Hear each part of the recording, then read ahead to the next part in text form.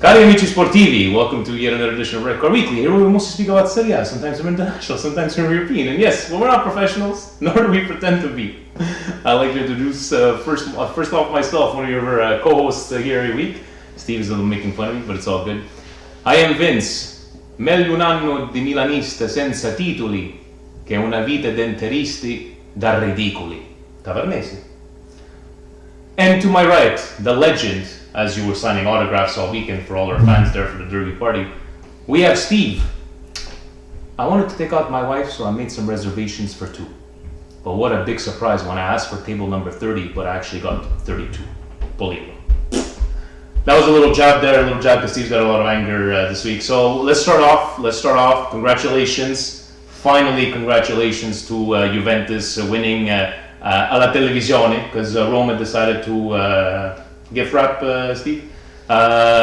So, yes, we are pure Milanistas. Yes, we like to sometimes say our opinions, and some people might not like it, but we are giving the congratulations to Juve. But we're going to get into what we've been talking about all day and all weekend. Steve, we're going to have a lot of stuff to talk about. Why don't we just start off with Saturday's game? Nice and easy, guys.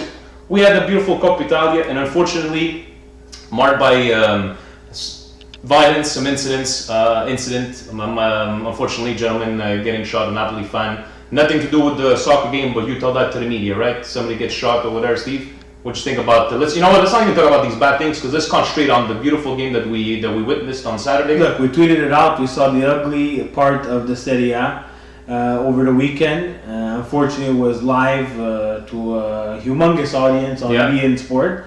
Where the reporting, and we all know, we have to talk about it, whether it's bad. It's very hard to get the straight out news of what's going on exactly when these things happen between tifosis. But look, as people of the media who do this on a professional basis, I can understand jumping a little bit to conclusions, but misrepresentation of exactly what's going on just causes the situation to completely over explode, and no one actually knows what's going on. The sad part about it is there was kids in the crowd. There was the head of the Napoli Ultras. There was it was a lot more controversial because the guy, they call him Gastone, which actually was the same guy that got onto the pitch in 2004 asking for Totti to come and speak to him. They wanted to stop the game. That's the head of the Roma. The head of the Roma. He's the one that actually shot. He's the one that got convicted, but. Unfortunately, it took away from a nice game and a merited Coppa Italia win for Napoli, a trophy for Rafa Benitez. Do you think, as a Napoli fan, is this a successful year for Napoli? Hold on a second.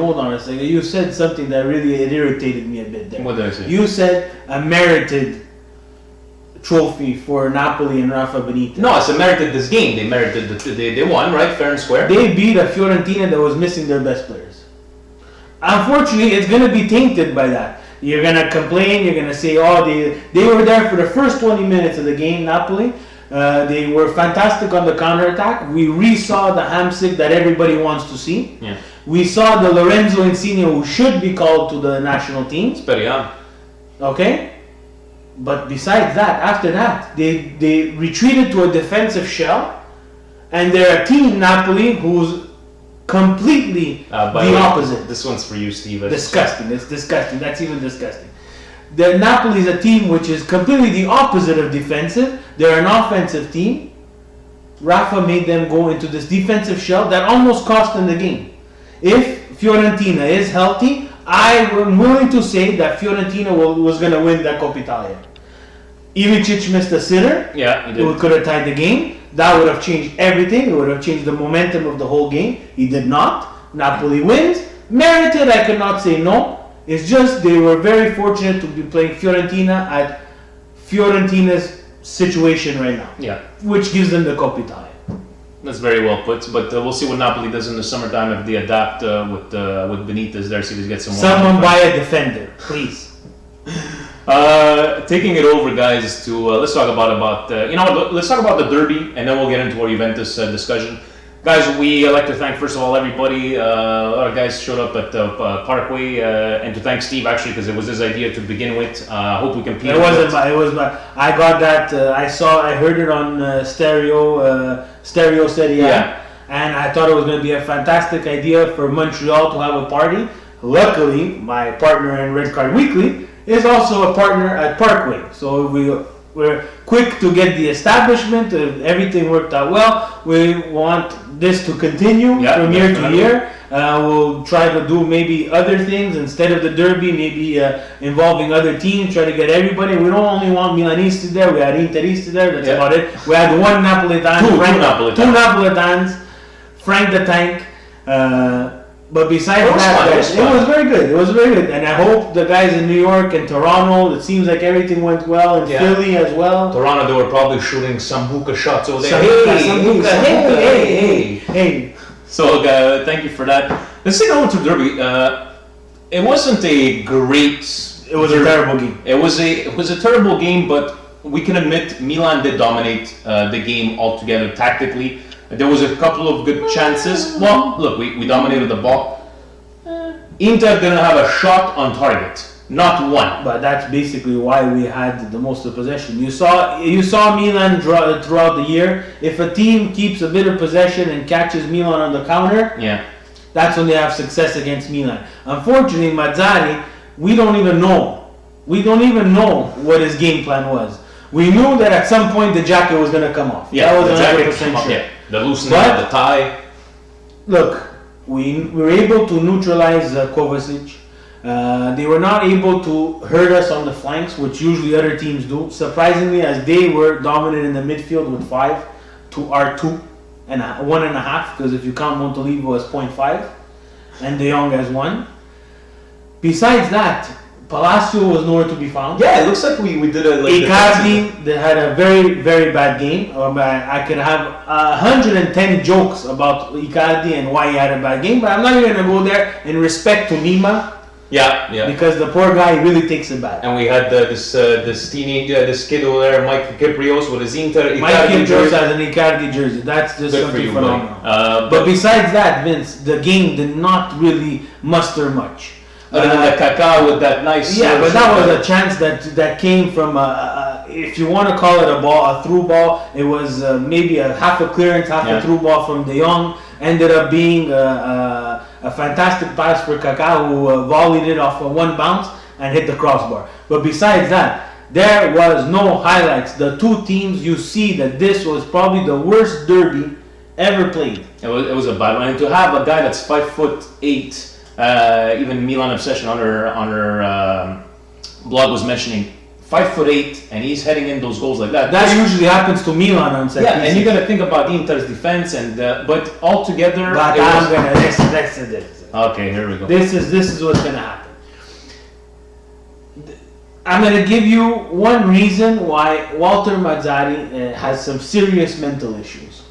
Now, Lotito mental issues, or I don't know what he was thinking though, but. Correct me if I'm wrong, and I would like Sempre Inter and Nima to just see if maybe I'm out of the ballpark. Tourier during the week comes out and says, Zanetti, he's going to be good in the office. Yeah. Basically telling everybody that Zanetti, this is his last year. Correct me if I'm wrong. Then he came out officially after. And then he had no choice to come out officially and say he will not be playing anymore. Yeah. Correct me if I'm wrong. This is probably the last time that Milan and Inter will face each other this year. Yep. Right? Perfect. Why the hell, Mazzarri, can you not save one stupid change to put on Zanetti? They put on who, Jonathan there? Who cares about that? Who cares? You should have started Zanetti from the beginning. Just because who cares about Europa League? Who cares whether you're going to make it or not? He's probably better than Jonathan. Actually, he's probably better than every back that you have right now. Put him on. It's his last derby. Send him off. Change him at halftime. Change him at the 60th minute. I'm pretty sure the Milan fans are not that much of savages who would not be able to give him 2 minutes of their time to give him an ovation. It happened to Maldini. They did it to him. Yeah. Our fans even made fun of Maldini. And it's sad because at the end too you saw Seedorf and Zanetti with a big hug because this guy fought for a team that sucked for a long time. Inter sucked for a long time until Mourinho got there. Inter sucked, and he stood there, and he could have left, and he stayed. Then he won the treble, which was perfect for this guy. Yeah. And now he's back in a team that sucks, and he can't even get on the pitch for the last time against Milan. Where has soccer come from? Where has calcio come from? Mazzarri is not that much of a dumb person. He's got to have his own reasons, but I find it up because I would have liked to see Zanetti. He's the one very, very few Interistas that I can tip my hat off. So Zanetti, thank you very much for the great memories. Hope that you do stay in Serie A, that you don't do anything else. But Mazzarri, really, really angry. That started. I was already happy because Milan won. Yeah. And I didn't know how that felt in a long time. I was really happy. But a little bit of me was pissed off because I didn't see Zanetti on that field. Definitely. Let's talk about Juventus. They suck of ass. Steve. They suck. They suck not at playing. They've won 3 Scudettos in a row. 3 Scudettos in a row. That is an incredible feat. Hasn't been done, I think, in 80 years or something. Who cares how long it has been done? It's been done by them. And they have managed to suck so hard at being winners that they've made the entire world, me personally, hate their living guts. But Steve, it's now you're taking a select few. No. Look. It would be a select few if there would only be the people. You know what? I even give it to them. I won't even complain that the fans are saying 32 sul campo. You know what? Because it's the fans that got robbed those 2 Scudettos that they gave to Inter. Not one eyebrow Agnelli or peace to the world Pavel Nedved. But when Agnelli comes out and says, I'm not going to put the 3rd star, I'm going to wait till someone reaches 2 stars. You know what? You're an idiot. You're stupid because last year they were complaining, I won 3 stars. After the 29 Scudetto, I won the 3 star. They make a jersey, they give you the option to put 3 stars, and now when you actually could have 3 stars, you don't put 3 stars. And it doesn't even end there. Their coach is even more of an idiot because the coach, which Juve handed him a silver platter. This guy, Conte, was given a silver platter of every meat that he wanted to select. Every meat that he wanted to select on a budget. Okay, we're on a budget. But in a league, he's kissing. He's kissing who? He wants to leave. He wants to leave. Yeah, his comments tonight saying that I don't know. I can't see Juventus doing better than we've done so far. But I'm like, I don't understand that. He goes, without without Europe, it's in our DNA. We'll talk about it at the end of the season. But he's basically holding Juventus upper management by the balls. Yeah. He says, give me my money because I won with 3 Scudettos in a row. Which I could agree, he wants to make money. Yeah. Then he's saying, give me more money to spend because I want to spend more money because with the players that I have, I'm not able to rotate them properly, which causes me to go out of Champions League and lose against Benfica in the Europa final. Yeah. So I could buy more players that I won't rotate anyways. And I'm sorry, this is how much of an idiot he is. He says, how could you go eat in Italian? I'm translating from Italian to English. How could you go eat at a restaurant with $10 when everything on the menu is $100? Oh yeah, Mr. Conte. Oh yeah. Well, you know what? Go look at the team, not Real Madrid because they have the $100 million. Yeah. Go look at Atletico and their spending.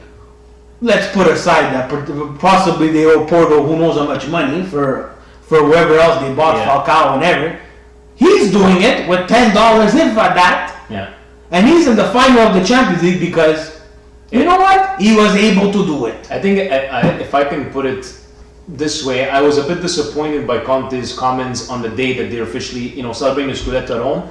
I think a better time could have been picked to come out and say There's something like no better time. You do it behind closed doors. Exactly. Our team, Milan, is famous for doing stupidity like that, and we get ripped on Twitter. As soon as we put out something, everybody gets all their panties in a bunch. Oh my God, I hate you. You're an idiot. You don't know what you're talking about. And then after, the coach says exactly what I've been telling you.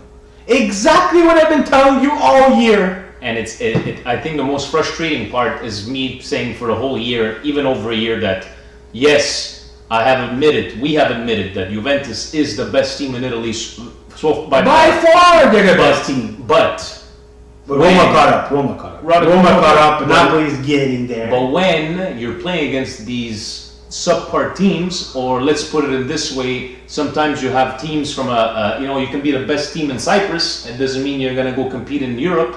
But in Italy right now, it's a shame, and I hate saying is that our level of football is not very high, and it's because these Juventus fans that think that seeing what they see with that that 48 game streak that they had, that we're unbeatable, we're invincible, our Juventus Stadium is a mecca, is that we have to deal with these kind of stupidities. Just like us, yes, we're probably Milan, but we have to call a spade, we got to call a spade. And kudos to Lenny Clinton, kudos to Donato G from Serie A, because you know what, they're very proud Juventinis, very happy that they won their Scudettos, but they know exactly that it wasn't. They had that feeling. Even from David Amoyal, I don't know if he's a really Juventus fan or him. He goes pretty much from the journalism side of it. He's saying it. It's tweet that I read from him.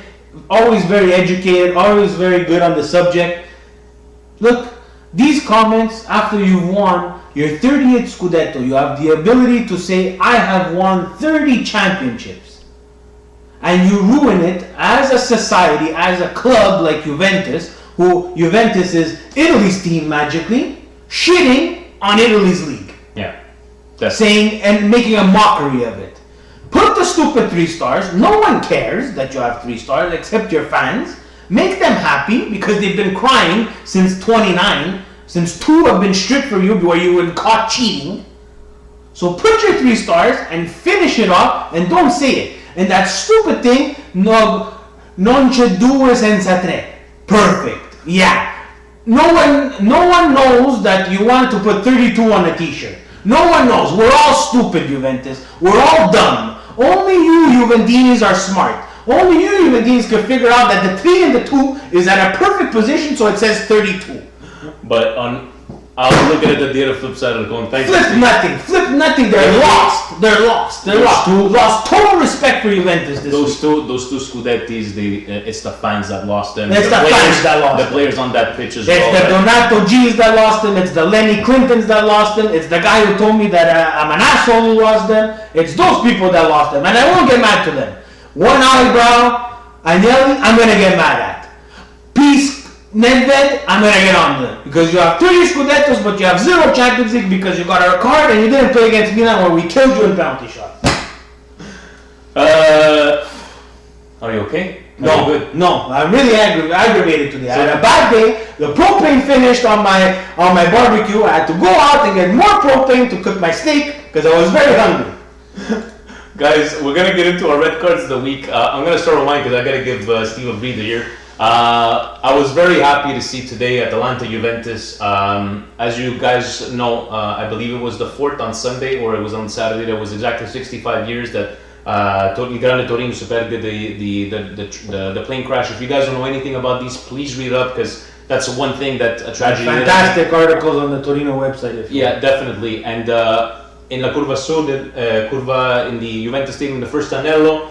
Onore al Gran Torino, and I was like, you know what, good for them, just the way Benfica did, and I was fantastic as well. 5 minutes later, secondo anello, some banner comes up and says, l'onore rispetto si merita, us we only honor the dead Juventini. So basically taking a slap at this. We don't need this kind of bullshit in the stadiums.